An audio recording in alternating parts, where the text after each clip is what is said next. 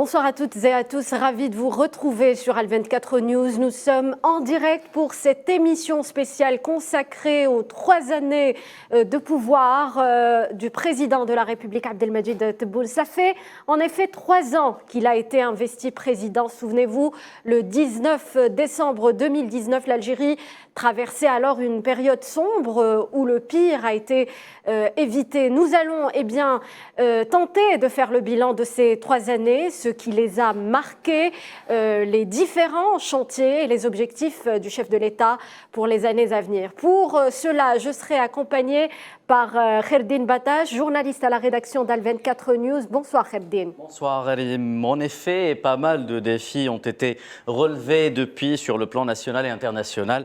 Et même si d'autres objectifs restent encore à atteindre, force est de constater que l'Algérie a fait des pas de géant dans l'affirmation de son ancrage régional et a réussi en quelque sorte en un laps de temps relativement réduit à recouvrer son statut de pays pivot sur les plans géopolitiques et géoéconomiques. Alors tous ces aspects que vous venez d'évoquer, Kherdine, nous allons les décrypter, en débattre avec nos invités sur le plateau. J'ai le plaisir donc de recevoir Monsieur Hassan Qassimi, expert en questions géopolitiques. Bonsoir Monsieur Qassimi. Monsieur Malek Serraï également est avec nous. Monsieur Serraï qui est expert international en économie. Bonsoir Monsieur Serraï. Conseiller aux Nations Unies. Très bien. On participera également au débat depuis Oran l'économiste Abdelrahman Mebtoul, expert international en énergie. Bonsoir Monsieur Mebtoul. Bonsoir Madame.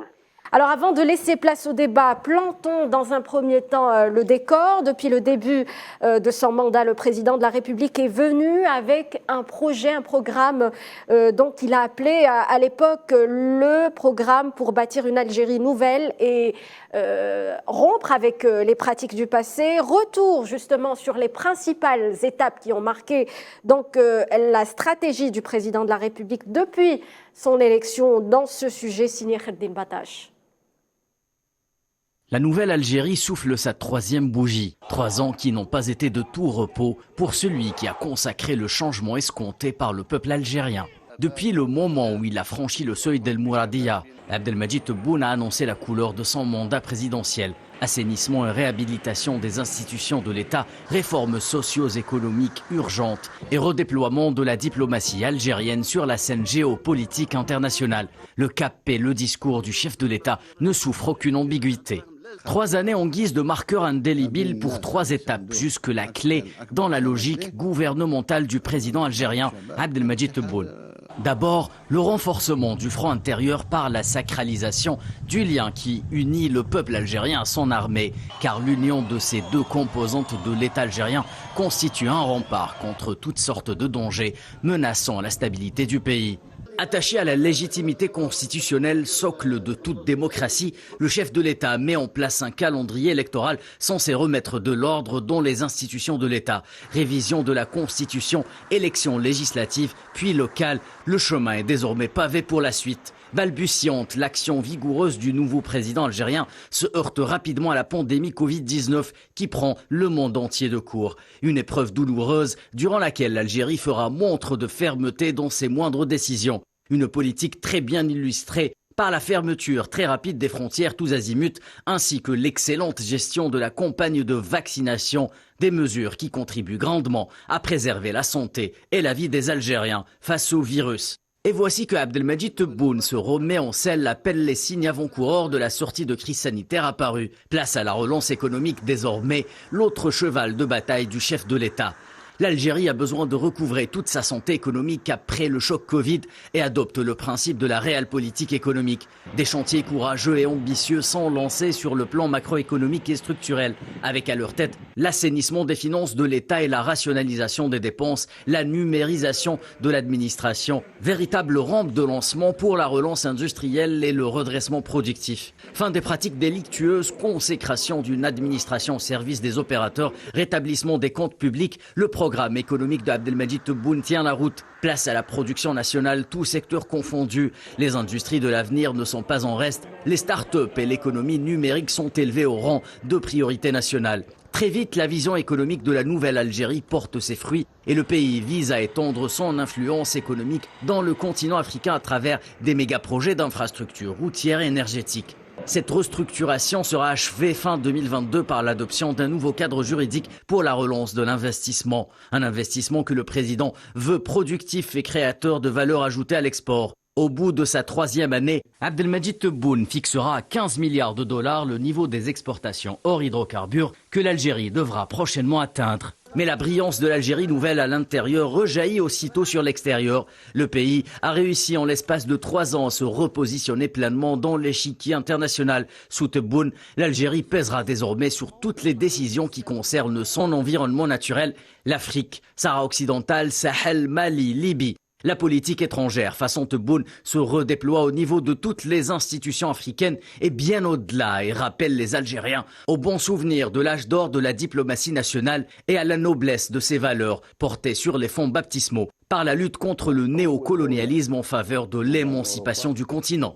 Tout au long de ces 3 années, le président Tebboune martelera inlassablement un message. L'Algérie tient à sa dimension africaine, mais aussi arabe, une opposition marquée par la réappropriation de la cause palestinienne à travers son action diplomatique qui écrira une seconde fois l'histoire de l'unité palestinienne sous le ciel pacificateur d'Alger, un soir d'octobre 2022. Désormais relancée, l'Algérie nouvelle assume son rôle de puissance médiane et d'équilibre. La quintessence de cette vision internationale résolument plus pragmatique sera l'organisation d'un 31e sommet arabe, annonciateur du renouveau de l'action arabe commune et à l'élan fédérateur. Opposée à toute hégémonie mondiale ou territoriale, source de polarisation géopolitique, l'Algérie réaffirmera également son attachement au principe de non-alignement et au respect du droit international sous l'égide des Nations Unies. À 2 ans de la fin du mandat de Abdelmadjid Tebboune, l'horizon s'élargit et d'autres défis s'offrent à cette Algérie nouvelle, à commencer par une adhésion prochaine au groupe BRICS, comme un symbole d'un pays mis sur les rails du développement et déterminé à prendre toute sa place dans le concert des grandes nations de ce monde. Donc, un sujet signé Kherdine Batache. Alors, messieurs, donc l'Algérie remise sur les rails au regard de la situation difficile qui prévalait à l'époque, au début du mandat du président Abdelmadjid Tebboune. Est-ce qu'on peut dire que le pari a été remporté, du moins ces 3 années du mandat du chef de l'État? Vous avez raison de dire que durant ces 3 dernières années, il y a eu beaucoup de travail qui a été fait. Ça a été 3 années de développement dans des conditions difficiles et très dures. Ça a été 3 années de stabilité. La stabilité est revenue.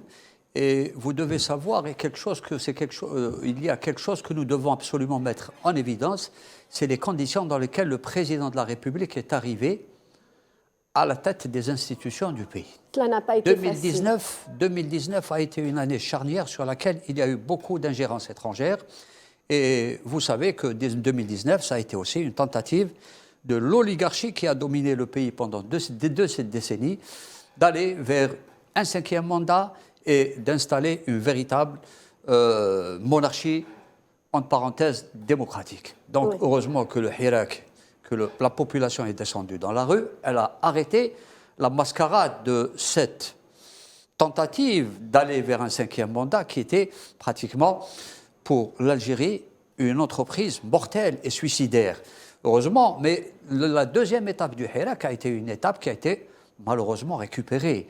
C'est le Hirak de Bernard-Henri Lévy qui ont tenté aussi de mettre l'Algérie sur une voie extra-constitutionnelle et aussi de mettre l'Algérie sur une voie qui allait déboucher sur le désordre et le chaos. Et c'est dans ces conditions que le président de la République est arrivé au pouvoir et il a fallu mettre en place des mesures urgentes. Oui. Alors parmi ces mesures urgentes, c'est de renforcer le front interne et c'était un objectif primordial pour le président de la République, Monsieur Malek Sarraï. Merci. D'abord, je vous félicite pour le reportage. C'est extraordinaire. Vous avez très très bien résumé la situation. Oui. Moi, je cite d'abord Monsieur le Président lui-même, quand il avait dit « Si je réussis, aidez-moi ». Et si je me trompe, corrigez-moi. Nous sommes en train de l'aider, nous devons l'aider parce qu'il a réussi partout. S'il faut des correctifs, on le dira, c'est sûr et certain. Car nous sommes des techniciens, comme nous l'avons toujours dit, et on a besoin, la main dans la main, qu'on puisse construire ce pays-là à très haut niveau et à une cadence beaucoup plus rapide. Le président de la République a réussi donc d'abord la mise en place des institutions par un travail juridique extraordinaire, les élections et les textes, plusieurs textes qui sont sortis, les associations, caractère social ou même semi-politique. Il a réussi sur le plan économique puisqu'il a engagé pas mal d'opérations à travers le territoire national et notamment les zones d'ombre. C'était une nécessité. On l'avait pratiquement oublié, ces zones d'ombre, depuis 3 ou 4 décennies. Oui. Et voilà que le président arrive et il nous rappelle à l'ordre qu'il y a quand même des zones d'ombre, qu'il y a des populations qui attendent une meilleure justice sociale. Puis surtout aussi, il a réussi sur le plan diplomatique. L'Algérie s'est remise de très belle manière, notamment le lancement de la diplomatie économique, le lancement des relations entre certains pays arabes qui comptent dans la balance des pays arabes. Il a resserré les liens et ça nous fait beaucoup de plaisir, ça nous réchauffe le cœur, mais surtout ça nous consolide la position. Il a fait un travail extraordinaire pour l'Union africaine et notamment aussi avec les pays du Sahel. Le travail continue de se faire pour donc sauver la situation. Il a renforcé les relations donc avec de nombreux pays, surtout les pays qui comptent beaucoup pour nous sur le plan économique et financier. Et donc, c'est une réussite à plusieurs étapes dans tous les secteurs donnés. Vous parlez donc des 54 engagements qui ont entre été autres, les 54, par le président de la République. Les 54 propositions du président sont en détail, données en détail. Oui. Mais les grandes lignes, c'est une réussite totale. Hein, le parti économique, vous parlez parti d'une diplomatique. Réussite en total. Absolument, absolument. Quoique je suis connu comme étant très critique compte tenu de notre travail d'intellectuel libre, autonome, mais personnellement, je suis très fier de ce qu'a fait M. le Président de la République, parce que nous avons des contacts avec l'international, et l'international maintenant nous respecte davantage par rapport à ce qu'il est en train de réaliser l'Algérie. On va peut-être revoir ce que pense sous la conduite de M. Justement, M. Sarraï, vous venez de tendre la perche pour qu'on puisse, Rim, si vous le voulez bien, ouvrir le dossier économique avec une première question que l'on va adresser à vous, Abdelrahman Mebtoul. Donc très rapidement, le président Tebboune a donné le la en matière de relance économique. M. Sarraï vient de le rappeler, avec un programme de réforme ambitieuse sur le plan structurel, mais au niveau des grands chantiers comme la relance industrielle, mais aussi celle des infrastructures. Bon, vous savez qu'on ne peut pas isoler effectivement le bilan du président de la République de ce qui s'est passé ces dernières années sur le plan international.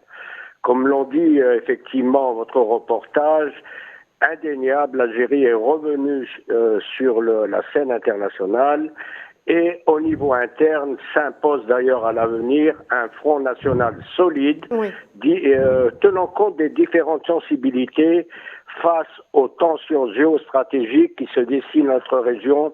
Et là, je tiens, comme je l'ai dit dans une contribution parue aujourd'hui dans l'Ouatan, à rendre hommage à l'ANP et aux forces de sécurité algériens. Donc c'est que le monde est en crise et durant cette période des 3 années du président de la République, le monde a été confronté à différentes crises externes, notamment l'épidémie du coronavirus qui a eu un impact sur la rentrée des hydrocarbures. Il y a eu aussi les tensions en Ukraine, Russie, qui représente 33% des importations, des exportations alimentaires mondiales. Et là, la facture alimentaire risque effectivement d'augmenter en 2022, encore que l'Algérie a pris toutes ses précautions pour des stockages stratégiques. En effet, oui. Effectivement, on ne doit pas oublier que la période actuelle à ce jour, ne pouvant jamais découper l'histoire en morceaux, et on ne peut incomber la responsabilité des actions négatives entre 2000 et 2020 pour nous en tenir à la période récente au président de la République, qui ne peut en une baguette magique redresser une situation économique assez alarmante en 3 ans, encore que d'importants efforts ont été faits dans pas mal de domaines, certainement, dont on aura l'occasion d'en discuter. C'est que la situation actuelle n'est pas le produit du hasard, mais le produit de toutes les politiques de 63 à ce jour. Oui. Et donc, un élément important auquel tient à tout prix le président de la République, et là, je le dis en tant qu'ancien haut magistrat, premier conseiller directeur général des études économiques à la Cour des comptes entre 80 et 83, c'est la moralisation de la gestion de la cité et la lutte contre la corruption. N'oublions pas qu'entre 2000 et 2020, selon les données du FMI, les entrées en devises ont été de plus de 1000 milliards de dollars, les importations en biens et services 955 milliards de dollars, le solde étant les 44,2 milliards de dollars de réserve de change. Et si on applique uniquement un taux de surfacturation de 10%, dans les services, ça peut aller beaucoup plus, c'est que les sorties de devises illégales ont été de plus de 100 milliards de dollars, soit 2 fois les réserves de change actuelles dont le Premier ministre nous annonce fin 2022 alors, Monsieur à 54,5 milliards de dollars. Alors, Monsieur Meptoul, de grands efforts donc, ont été en effet entrepris durant ces 3 dernières années. Il faut le dire que le contexte n'était pas très favorable au début du mandat du président de la République, Abdelmadjid Tebboune. Comment on a réussi à renverser justement la donne, Monsieur Hassan Qassimi? Vous savez, il faut toujours mettre en relation le programme d'action du président de la République et les mesures qui ont été annoncées dans son programme d'action avec l'environnement international et ce qui se passe tout autour de nous. Vous savez très bien que le monde a été gravement et durablement affecté dans son fonctionnement, dans sa stabilité et dans sa sécurité.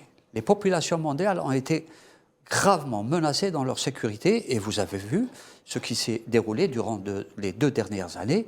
On a eu une crise sanitaire inédite dans le monde qui a plus ou moins bloqué le fonctionnement de l'économie mondiale et qui a eu des répercussions collatérales très graves sur le fonctionnement des États. Et là, le plus important, c'est qu'en Algérie, le président de la République, dans des conditions aussi difficiles, a pris des mesures de salut public, des mesures qui ont consisté d'abord à rétablir l'autorité de l'État, parce que quelques années avant, l'autorité de l'État n'était presque pas existante sur le terrain, ce qui avait ouvert un peu la voie au désordre et au chaos, et vous avez vu ce qui s'est déroulé comme rapide et comme détournement à une échelle industrielle. Et là, croyez-moi qu'il n'y a pas eu que cela, il y a eu le combat qui a été mené contre la criminalité, contre la contrebande, qui a été des instruments qui ont été manipulés, financés par l'étranger pour déstabiliser, affaiblir l'État algérien. C'est des mesures très importantes. Et aussi, il y a eu d'autres mesures pour le respect de la législation, pour mettre en place un peu l'organisation, la discipline, pour pouvoir, parce qu'on ne peut pas mettre en chantier un certain nombre de programmes si on ne met pas en place les conditions les plus favorables. Et c'est à ce niveau-là, et les experts sont là pour nous l'expliquer, le champ économique était plus ou moins désordonné. Il y a eu des retards très très importants dans plusieurs secteurs. Il fallait absolument en déconfiture pour ne pas être excessif. Et il faut absolument le dire, le souligner. Et c'est à ce niveau qu'il y a eu une entreprise de salut public pour essayer de mettre à niveau le pays dans tous les secteurs. Monsieur Abdelmalek Sedrai, sur les dossiers qui ont été prioritaires pour le président de la République durant ces 3 années de mandat. En fait, l'état d'esprit même des Algériens, leur réaction finale, c'est de protéger le pays, quelle que soit notre position vis-à-vis de X ou Y. C'est ça qui nous a beaucoup aidés. Par exemple, le système financier et le système bancaire, quoi qu'on le critique souvent, et même très fort, il a été une des parties, disons, positives pour protéger le pays contre cette déstabilisation qui nous provenait de l'extérieur. Le fait aussi que lors du Covid, l'Algérie a fermé les frontières de manière drastique, oui. Notamment à travers les transports maritimes et les transports aériens, et de mettre tout le package pour soigner les nationaux, les citoyens. Nous avons donc déjà réussi à endiguer la partie économique à travers le système financier et bancaire pour éviter donc des problèmes très sérieux au dinar algérien et aux devises que nous avions, mais également nous avons défendu sérieusement le système de santé, même s'il n'était pas tout à fait à 100% parfait, nous avons réussi à défendre cela. À partir de là, quand ces deux éléments, l'économique et la santé étaient protégés, il y a un travail qui a été fait immédiatement, c'est la relance de la diplomatie économique qui a contre-attaqué à travers le monde, et notamment en Afrique de l'Ouest, dans le monde arabe et auprès de certains pays. Ça nous a replacés à l'international, nous avons gagné pas mal de points positifs au niveau de la relation internationale, soit diplomatique ou économique. Aujourd'hui, les opérateurs économiques ne sont plus gênés de parler d'exportation. Au contraire, les éléments en chiffrés sont très positifs. Nous allons certainement obtenir d'autres résultats, de meilleurs résultats que durant ces 2 dernières années. Donc la réaction était réelle, mais elle ne pouvait réussir que s'il y avait une position ferme et surtout une volonté politique. C'est ce que nous avons gagné. Le président de la République a insufflé une volonté politique très très claire, oui, et aux opérateurs d'agir, qu'ils soient au niveau des administrations ou au niveau des opérateurs privés. Donc nous avons tous réagi favorablement à l'appel du président de la République, avec une meilleure discipline, avec plus de vivacité, avec plus de clairvoyance. Et maintenant, on voit le résultat. Il y a une dynamique qui se dessine. Nous, on le sait à travers les questions économiques, on le voit très très bien à travers tous ces appels et tous ces écrits qui nous parviennent de l'international, à travers des multinationales, à travers des pays. Oui. C'est extraordinaire ce que nous recevons de Chine, d'Allemagne, d'Angleterre. C'est des vérités de tous les jours. C'est du concret, c'est pas du parler, c'est du concret. Nous sommes en train de réussir. Il faut continuer à travailler, oui, mais il faut doubler d'efforts. Alors vous faites bien de parler d'une position ferme de la part du président de la République sur certains dossiers. On le sait donc, Khaireddine Battache, oui, le contexte a changé avec la venue de ce conflit en Ukraine, et donc le volet énergétique a également pris de la place oui, dans les priorités du président. Vous faites bien de le rappeler, et c'est ce on va justement demander au professeur Mebtoul de nous éclairer dessus. Professeur, le contexte et le secteur énergétique a encore une fois été décisif pour l'Algérie, notamment, comme vient de le rappeler ma collègue, juste après cette période de pandémie mondiale et juste avant ce conflit russo-ukrainien qui a éclaté au plus mauvais moment pour le monde entier. Mais malgré ça, l'Algérie a tenu à rester dans le chemin de la diversification économique, et notamment en ce qui concerne les exportations. Bon, vous savez que la structure de la balance commerciale, fin 2021 et certainement fin 2022, est dominée par les échanges de l'Algérie avec l'Europe à plus de 50% et plus la Chine 17%. Pour la zone de libre-échange arabe, cela ne dépasse pas 3 milliards de dollars. 4,5 milliards de dollars, oui, pardon, et oui, pour l'Afrique, à peu près 3 milliards de dollars, comme ça a été mis en relief dans vos précédentes émissions. Maintenant, l'Algérie a des potentialités, outre l'énergie, c'est que la contribution économique du tourisme est très très important, et c'est un acte majeur auquel le président de la République accorde une attention particulière. Moi, je vous cite uniquement le chiffre de 2021, c'est que le chiffre est estimé à 1900 milliards de dollars US, bien loin encore du montant de l'épidémie qui était de 3500 milliards de dollars US. C'est que l'Algérie aussi recèle effectivement une attraction très importante en métaux rares. On a vu avant-hier, oui, le responsable japonais qui était effectivement là, sans compter effectivement les importantes délégations américaines et françaises. C'est qu'on devrait valoriser au niveau interne effectivement et pas uniquement exporter en brut. Concernant effectivement les hydrocarbures, c'est que l'Algérie est un acteur stratégique effectivement de l'approvisionnement, notamment en Europe. Elle représente actuellement 11-12%, mais peut doubler à 25%, sous réserve de plusieurs conditions, mais pas avant 2023-2025. Oui. Et là, entre parenthèses, je pense qu'il y a eu une très très mauvaise interprétation d'une certaine presse des propos du président de la République lors de son déplacement à la foire. Il n'a jamais dit qu'on allait doubler les exportations en 2023.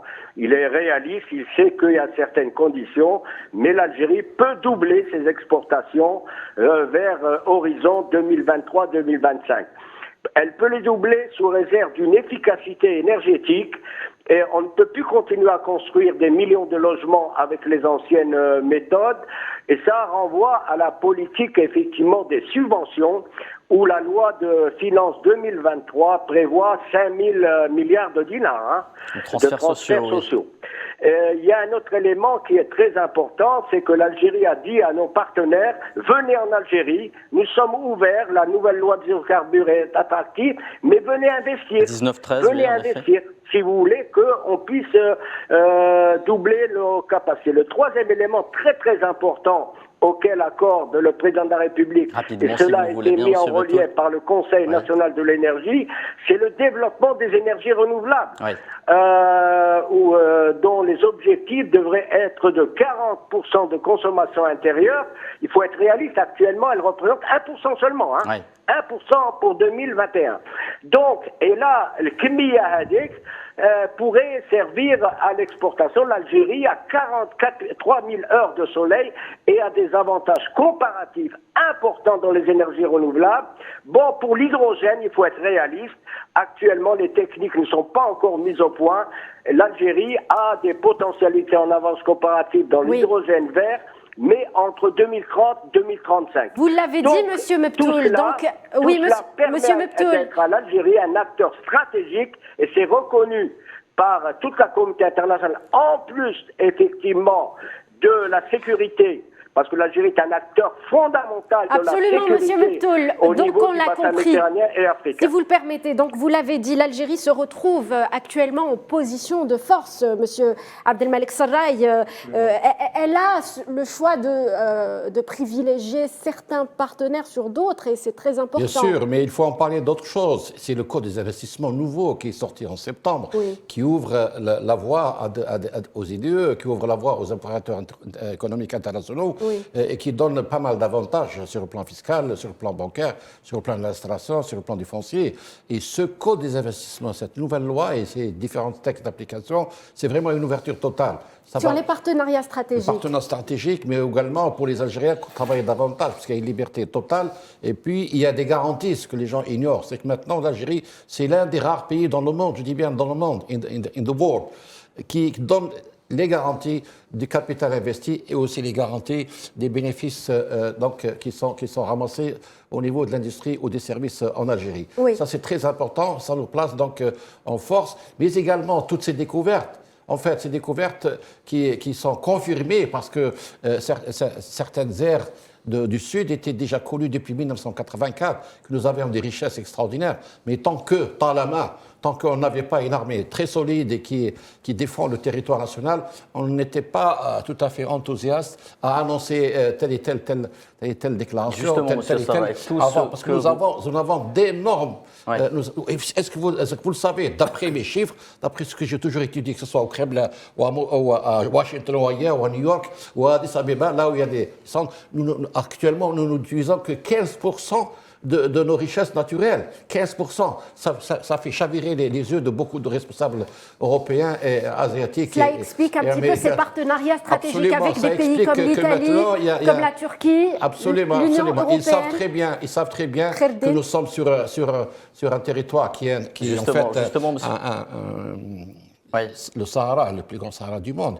C'est ça, cette richesse, en plus de l'eau, en plus tel que l'a si bien dit le docteur Meptoul, notre ami, tout ce qu'on a comme richesse sur le plan de l'eau, sur le plan de l'air, sur le plan de... Et donc, il y a un potentiel énorme, non seulement en gaz, pétrole, mais surtout en d'autres produits, raw materials for basic industry. Il faudrait absolument exploiter. Justement, si on cherchait à faire une transposition, justement une extrapolation de ce nouveau postulat algérien en matière de partenariat stratégique, de l'économique sur le politique, en bien sûr adoptant la nouvelle doctrine du gagnant-gagnant. Qu'est-ce que ça donnerait ? Bon, écoutez, je vais vous dire une chose. Alors, c'est quelque chose qui n'est pas malheureusement mis en évidence et c'est très important. L'Algérie est en train de construire une nouvelle architecture en matière de partenariat dans le commerce international. Si vous avez remarqué que l'Algérie ne s'inscrit pas dans ces stratégies de confrontation internationale, l'Algérie est en train de construire des passerelles avec tous les pays, avec les Américains, avec les Européens, avec les Russes, avec les Chinois, avec les Africains et dans le monde arabe. Donc c'est un partenariat nouveau, inédit, qui sort de ces confrontations mortelles qui sont en train de mettre le monde pratiquement à l'envers. Et là, c'est une idée très très importante. Il faudrait la creuser et réfléchir encore plus sur ce que l'Algérie est en train de mettre en place dans les relations, dans le commerce international. Je reviendrai maintenant aux richesses du pays. Je vais vous le dire, en 2018, j'ai été président d'un comité interministériel sur les pierres rares. J'ai eu l'occasion de travailler avec d'éminents géophysiciens algériens qui nous ont ramené aussi des documents disant que l'Algérie a au minimum 25% des terres rares. 25%. 25% des terres rares sur le plan mondial. Ce n'est pas rien. Nous dormons, l'Algérie dort sur des trillions de dollars. Et là, permettez-moi de dire une chose très importante, c'est que nous avons malheureusement marginalisé le secteur minier. On aurait pu construire une société aussi grande que Sonatrach pour mettre en valeur, pas uniquement mettre en valeur, transformer et commercialiser. Parce qu'il n'est pas question de vendre nos matières premières à l'état brut, il faut les transformer, apporter une plus-value et les vendre à l'international. Alors, grâce à toutes ces potentialités, l'Algérie aspire donc à adhérer au BRICS. Je vous propose justement d'écouter le président de la République sur ce point. البريكس باش تكون البريكس فيه يعني لازم شروط اقتصاديه وشروط كذا اظن انها تتوفر بنسبه كبيره جدا بالنسبه للجزائر. يهمنا البريكس سيد الرئيس؟ يهمنا البريكس لان يعني قوه اقتصاديه وقوه سياسيه. يهمنا البريكس اولا باش نساعد على الجاذبيه نتاع القطبين اولا وثانيا احنا كدوله رائده في عدم الانحياز هذا هو الاتجاه نتاعنا. Monsieur Abdelmalek Serraï, votre réaction sur Oui, moi je veux point. parler de tel que l'a si bien dit mon ami à côté, à ma droite. Actuellement, l'Algérie est en train de pratiquer une diplomatie dynamique, mais une activité neutrale pour récupérer le maximum. L'histoire des terres précieuses ou les terres rares, les Français sont à bout portant. Ils font tout pour avoir une partie du contrôle, parce qu'ils savent maintenant les choses sont découvertes. Le Golden House est là maintenant, ça brille partout et donc il y a une pression diplomatique et le va-et-vient, il y a des écrits, il y a des visites. Tout le monde veut prendre quelque chose pour l'investissement. Sur les BRICS, s'il vous plaît, monsieur Abdelmalek Serraï, sur le BRICS, on est pris par le temps. Je ne sais pas si vous le savez, lors de la réunion du BRICS avec le président chinois, j'ai eu l'honneur de commenter en direct cette réunion à partir d'Alger. Donc ils ont donné une fleur à l'Algérie puisque nous l'avons commenté. La réunion elle-même entre les chefs d'État a été commentée à partir d'Alger. C'est extraordinaire pour l'Algérie. C'est pas M. Serraï, mais c'est l'Algérie qui a été invitée pour donner son avis par rapport à cela. Et donc nous avons tous les ingrédients, à part qu'on doit améliorer encore davantage le système financier pour qu'on puisse rentrer avec facilité au niveau des BRICS. Pour en bénéficier le maximum de cela, parce qu'en fait, le BRICS, c'est d'abord les flux financiers, en dehors du fait qu'il y a une force stratégique, qu'il y a une force militaire, n'est-ce pas, il y a une force sociale. Mais nous, ce qui nous intéresse le plus, c'est d'abord cette force financière dont nous en avons besoin. Hassan Qassimi. Bon, vous savez, pour le BRICS, il faut toujours se poser la question pourquoi le BRICS. Vous savez que nous vivons actuellement une fracture sur le plan international qui est très très dangereuse. Vous savez, on a entendu les déclarations un peu des responsables des pays nantis disant que l'axe euro-atlantique continuera toujours à diriger le monde. Et là, c'est vraiment quelque chose qui nous laisse pas indifférents pour la simple raison qu'il y a une volonté d'empêcher les nations émergentes de monter et de participer à la gestion mondiale. Et à côté, au niveau des nations nantis, ils affichent toujours cette volonté de vouloir continuer seuls à diriger le monde. Et ce qui explique pourquoi nous vivons une fracture douloureuse dans les relations internationales. Il y a le Brexit, mais il y aura avec l'évolution et dans le temps futur, et ce sera quelque chose qui ne sera pas éloigné. Il y aura dans le futur d'autres organisations des nations émergentes qui vont apparaître, et elles existent déjà. Vous avez la Banque asiatique qui est en train de se juxtaposer à la Banque mondiale. Il y aura également un fonds des pays et des nations émergentes qui va se mettre en face du Fonds monétaire international. Et pourquoi pas, vous savez qu'actuellement, les Nations Unies ne sont plus des Nations Unies, mais c'est des nations malheureusement désunies. Kherdine Battache, le choix des BRICS n'est pas fortuit dans le contexte actuel pour l'Algérie. Oui, mais justement, j'aimerais m'adresser maintenant au docteur Mebtoul pour justement, professeur Mebtoul, un bilan ne saurait être complet si l'on pouvait justement se projeter sur l'avenir. Quelles seraient vos préconisations justement pour que l'Algérie puisse bâtir quelque chose de plus grand justement et rester sur les bonnes rails après cette bonne lancée? Vous savez que le défi du XXIe siècle, c'est basé sur la bonne gouvernance et la valorisation du savoir. Les pays qui feront une bonne gouvernance et valoriseront leur savoir sont les pays qui émergeront, et la Chine est là pour nous donner effectivement l'exemple. Lorsque je dis bonne gouvernance, ça ne saurait s'assimiler à la démocratie occidentale, et il faut éviter de plaquer des schémas sociaux de pays occidentaux sur nos sociétés. Il faut tenir compte des anthropologies culturelle très riche, et notamment du Maghreb et de l'Afrique. En ce qui concerne, moi je voudrais donner une petite précision concernant les BRICS. Ça rentre effectivement dans les deux derniers sommets.